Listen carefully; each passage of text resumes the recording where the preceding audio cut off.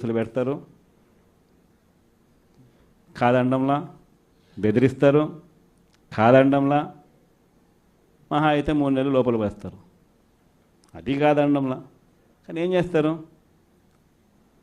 3 నెలల తర్వాత మళ్ళా వస్తాం, రెట్టించిన ఉత్సాహంతో మళ్ళా పనిచేస్తాం. ఎవరెవరైతే మిమ్మల్ని జైల్లో పెట్టే కార్యక్రమం ఎవరెవరైతే చేస్తారో, మంచి చేసిన వాళ్ళని గుర్తుపెట్టుకోండి, చెడు చేసిన వాడిని గుర్తుపెట్టుకోండి. ఇద్దరిని గుర్తుపెట్టుకోమని చెప్తాను. ఊరికే చూస్తూ ఊరుకోం. వైఎస్ఆర్ కాంగ్రెస్ పార్టీ బ్రతుకుతుంది.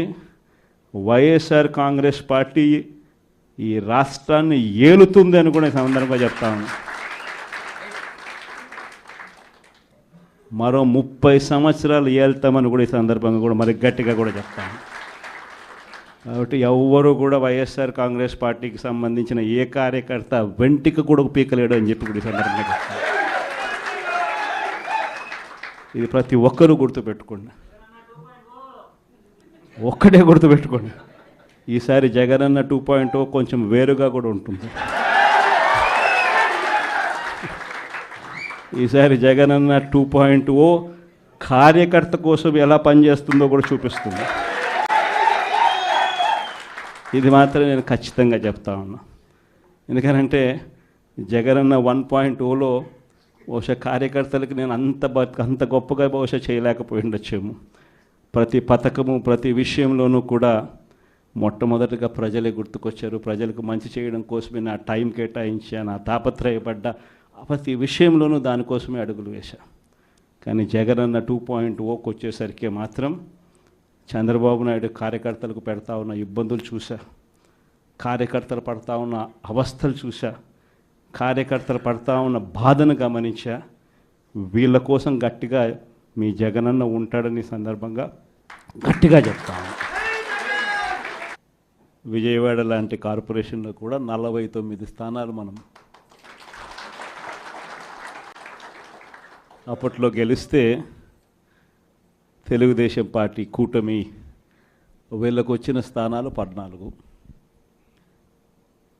కమ్యూనిస్టులకు వచ్చింది 1. ఈ 49 స్థానాలకు మనం గెలిస్తే 64కు గాను వాళ్ళకు కేవలం 14 స్థానాలు ఉన్నప్పటికీ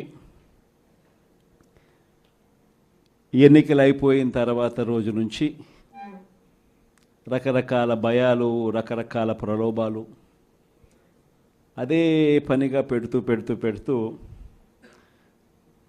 ఒక 11 మందిని మాత్రం భయపెట్టో ప్రలోభాలు పెట్టో తీసుకోవడం జరిగింది. అయినప్పటికీ 38 మంది నిఠారుగా నిలబడ్డారు అని చెప్పడానికి గర్వపడతాను. ఎందుకు ఈ మాట చెప్తా ఉన్నాను అని అంటే దానికి కారణం కూడా ఒకటే.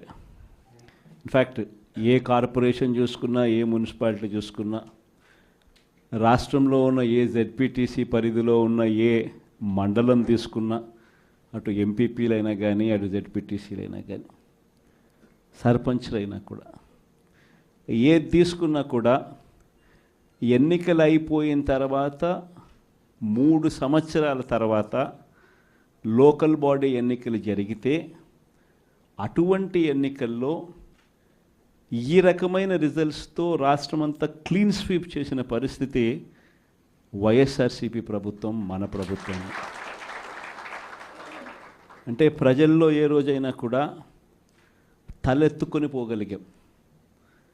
ప్రజలకు ఎన్నికల మేనిఫెస్టో అని చెప్పి ఏదైతే ఎన్నికల వేళ మనం ఏదైతే ఇచ్చామో, చూపించామో, ఏదైతే చూపించి మనం ఓట్లు అడిగామో, ఆ ఎన్నికల మేనిఫెస్టోలో 99% హామీలను నెరవేర్చి ప్రతి నెల ఏ పథకం అమలు చేస్తూ ఉన్నామో బడ్జెట్ ప్రవేశపెట్టే రోజే సంక్షేమానికి సంబంధించిన క్యాలెండర్ కూడా రిలీజ్ చేస్తూ, ఇదిగో ఈ నెల ఈ పథకం, ఇదిగో ఈ నెల ఈ పథకం, ఇదిగో ఈ నెల ఈ పథకం అంటూ క్రమం తప్పకుండా ప్రతి సంవత్సరం ఎక్కడా కూడా ప్రజలకు